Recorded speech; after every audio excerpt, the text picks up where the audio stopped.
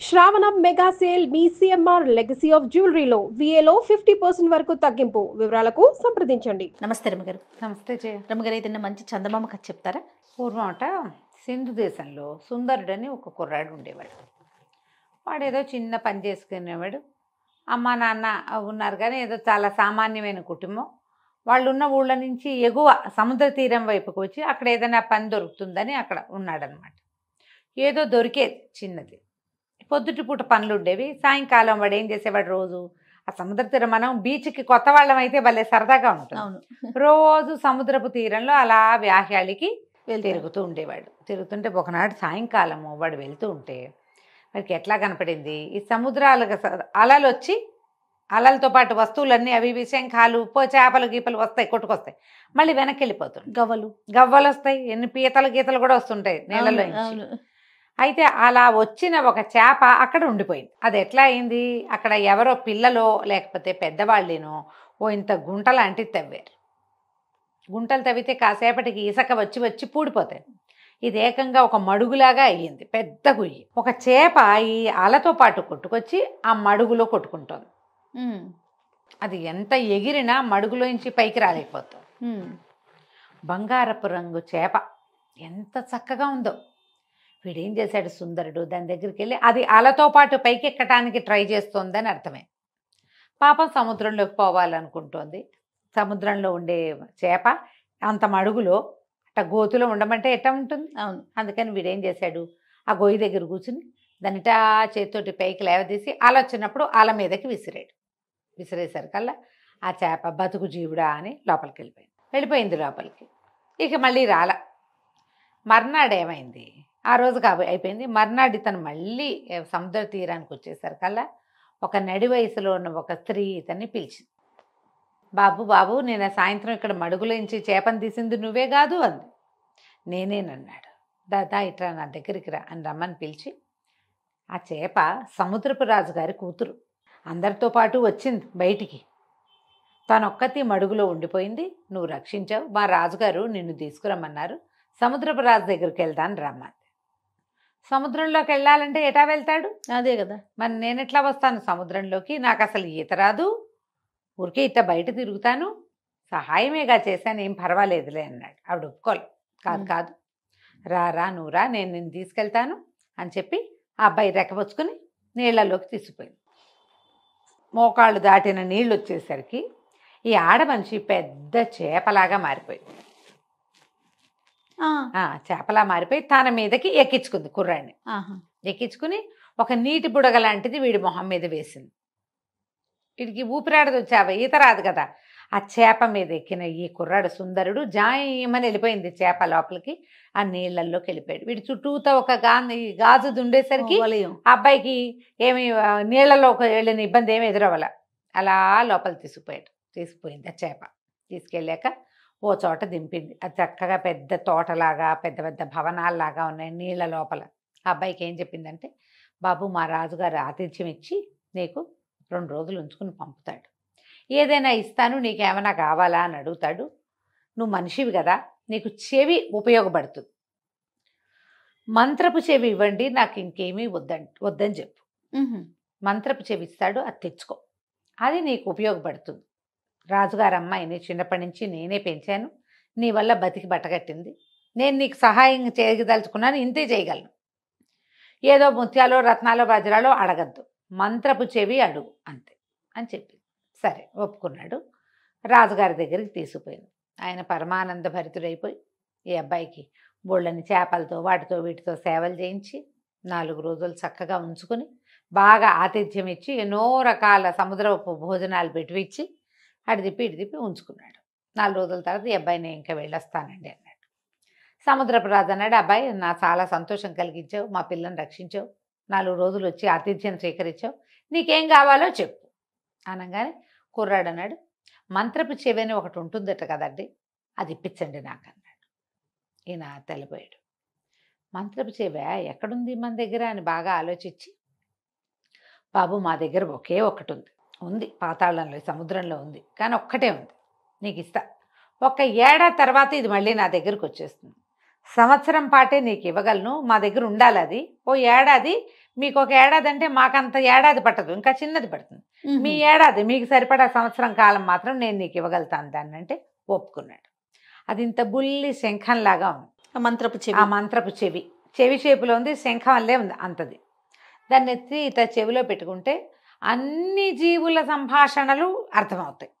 ఓహో. ఆ మంత్రపు చెవి లక్షణం ఏంటంటే పిచ్చుకలు, పాములు, ఉడతలు, ఎలకలు, కుక్కలు, అన్నీను. పిల్లులు అన్నిటి భాష అతనికి అర్థమవుతుంది.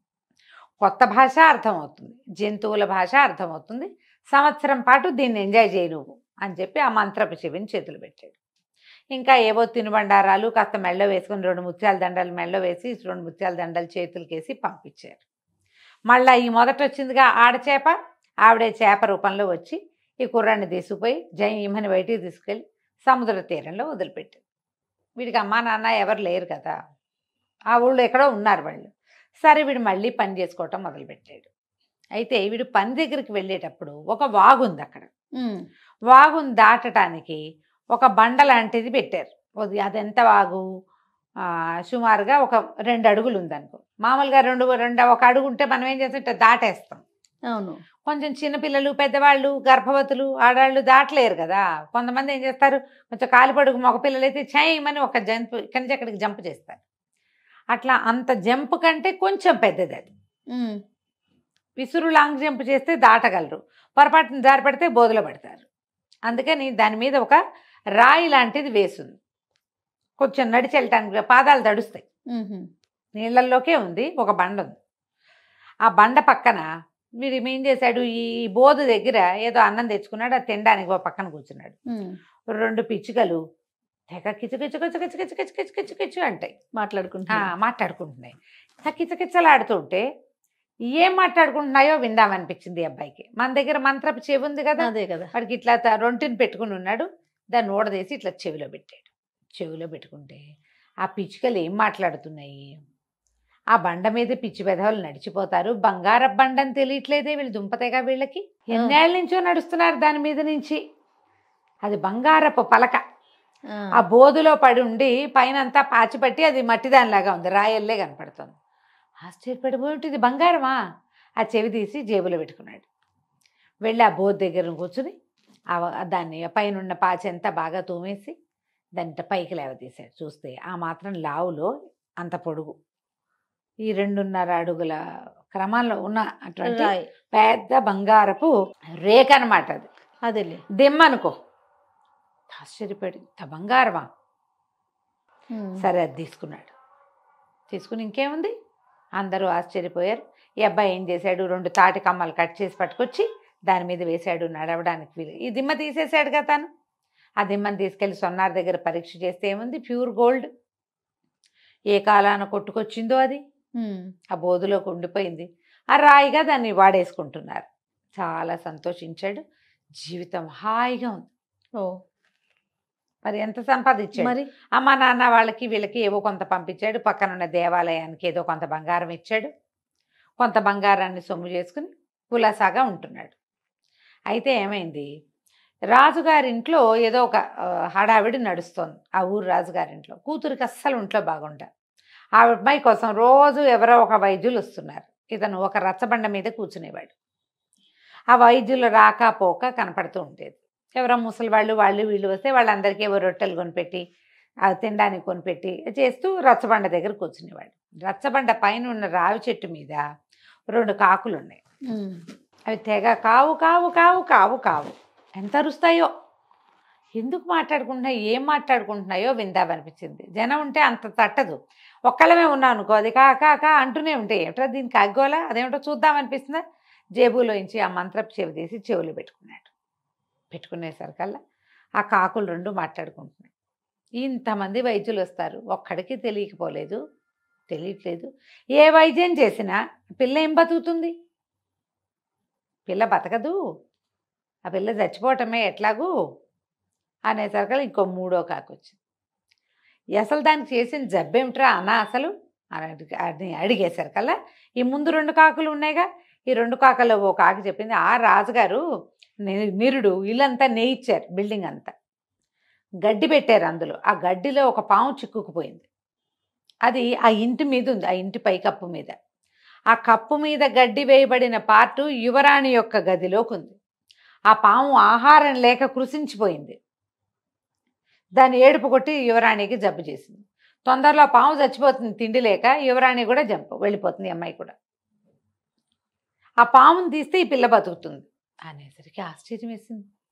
ఈ బిల్డింగులు అంటే ఇప్పుడు అప్పట్లో ఈ మన ఏమనాలి పక్కా బిల్డింగులు లేవుగా, భవనాలు కాదు అవి. ఏం చేసేవాళ్ళు, పెద్ద పెద్ద గోడలు కట్టి పైనుంచి వాసాలు దించి ఎత్తుగా హై రూఫ్ చేసి గడ్డి అవి వేసి తాటాకులు పరిచేవాళ్ళు. అలాంటి గదిలో ఉంది అమ్మాయి. ఆ అమ్మాయి ఎక్కడుందో ఆ గది పై భాగంలో ఉన్న గడ్డిలో ఒక పాము శల్యావశిష్టంగా చచ్చిపోవడానికి సిద్ధంగా ఉంది. సంవత్సరంగా దానికి ఆహారం లేదు. ఈ అబ్బాయి ఏం చేశాడు, సరే ఇది బాగుందని ఆ చెవి ఎత్తి జేబులో పెట్టుకున్నాడు. పెట్టుకుని రాజుగారింటికి వెళ్ళాడు. యువరాణి జబ్బు తగ్గిస్తాం అని చెప్పిన ప్రతి వాళ్ళని తీసుకుపోతున్నారు లోపలికి. అదే ఒక 5-6 ఉద్దండ పండితులు అక్కడ నుంచున్నారు. వాళ్ళు అన్నారు, ఏంటి ఏం చేస్తావో నువ్వు, చిన్న కుర్రాడ లేవునో 25 ఏళ్ళు కూడా లేవు, నీకు ముక్కుపచ్చలారలేదు, ఏం వైద్యం చేస్తావంటే, మీరందరూ చేసిందే ఏదో చేస్తా, నేను ఏదో చేస్తా, వైద్యం చేయగలిగిన వాడిని నేనైనప్పుడు ఇతరులకు ఎలా తెలుస్తుంది, అది నాకే తెలుస్తుంది ఆ కిటుకు అనేసరికల్లా సరే రాజుగారి దగ్గర తీసుకుపోయారు. రాజు ఏంటంటే ఏ పుట్టలో ఏ పాము ఉందో ఎవరో ఒకళ్ళు వచ్చిన ప్రతి వాళ్ళకి పిల్లని చూపిస్తున్నారు. మరి ఆశ కదా. పిల్ల ఒక 16-18 ఏళ్ల పిల్ల, సన్నగా పొడుగ్గా తెల్లగా ఉంది, పాలిపోయి పీల్చుకుపోయినట్టు ఉంది. ఇప్పుడు రూపసులైన నీరసము అనారోగ్యము వస్తే జబ్బుగా ఉండి మొహాలు ఏమందంగా ఉంటాయి, మళ్ళీ కాస్త చెంపలు పూడి కొత్త నెత్తురు పడితే ఏమైనా మనుషులు బాగుంటారు. అయితే ఏమైంది, అబ్బాయి లోపలికి వెళ్ళాడు.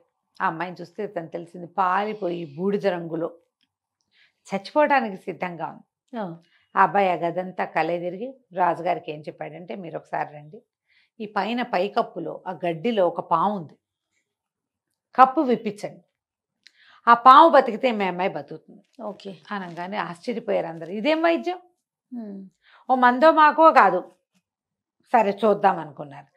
పని వాళ్ళంతా సేవకులు పోట్టాడారు. అట్లా ఏం ఉండదు, మామూలుగా మేము గడ్డంతా కలేస్తాం, కలయకుండా పైకి వెయ్యం అసలు అంటే, కాదు ఇందులో పాముంది అంటాడు అబ్బాయి. సరే మొత్తం ఊడదీశారు. చూస్తే ఒక ఇంత పొడుగు గోధుమ తాచు సన్నగా బక్కచిక్కిపోయి చచ్చిపోవడానికి సిద్ధంగా ఉంది. అమ్మ బాబాయ్ ఇంకేముందని ఆ పామును కిందకి దించి, పైనుంచి కింద పడితే చితికిపోతుంది అది. దాన్ని అలాగ గడ్డి చుట్టలతోటి కిందకి దించారు. ఓ పెద్ద గిన్నెతో పాలు పోసి పెట్టారు, ఓ గిన్నెతో నీళ్లు పోసి పెద్ద పెద్ద పాత్రతోటి నీళ్లు పెట్టారు. ఆ పాము మెల్లిగా పాలు కాసిన తాగి, పాము పాలు తాగుతున్నాను అడగండి, ఇది కథ. పోయి ఆ నీళ్ళల్లోకి పాల దగ్గరికి, నీళ్ళల్లోకి పాల దగ్గరికి 5-6 సార్లు తిరిగింది. తిరిగేసరికి దానికి కొంచెం ఓపిక వచ్చింది. అట్లా నీటిలో తిరుగుతాయట సర్పాలు. మెల్లిగా దాన్ని వదిలేశారు. ఎప్పుడైతే ఈ పాము అటు ఇటు తిరుగుతుందో, ఈ మంచం మీద పడుకున్న రాకుమార్తె అప్పటిదాకా అసలు దిగటం అన్నది లేదు, మంచం దిగటల్లా మెల్లిగా దిగి 4 అడుగులు వేయటం మొదలుపెట్టింది. పాము ఇలా బయటికి వెళ్ళింది, పిల్ల బయటకు వచ్చింది. బయటకు వచ్చింది, నాన్న అని నీరసంగా బయటకు వచ్చింది. వచ్చేసరికి అందరూ ఆశ్చర్యపోయారు. ఈ లోపల గబగబా వైద్యులు వచ్చేసి ఈ పిల్ల కొంచెం ఆ నీరసం తగ్గటానికి అవి ఇవి 2-3 లేహ్యాలు ఇచ్చి ఆహారం అదన్నీ చక్కగా సప్లై చేయించి ఒక 15 రోజుల్లో యువరాణిని లేవదీశారు. కోలుకుంది. ఆ అబ్బాయిని వీళ్ళ దగ్గరే ఉంచుకున్నారు. ఎవరో నువ్వు ఏం చేస్తావునైనా, నీ సంగతి ఏమిటి, సందర్భం ఏంటి కనుక్కున్నారు. కనుక్కుంటే ఇతను మెల్లిగా చెప్పాడు, నేను చేసిన సహాయం వల్ల నాకు ఒక అవకాశం లభించింది, ఆ అవకాశాన్ని ఇప్పుడు ఇక్కడ వాడే అమ్మాయికి. సరే ఆయన సంతోషించాడు. ఒక 4 నెలలు గడిచాక రాకుమార్తె పూర్తిగా నార్మల్ అయిపోయింది.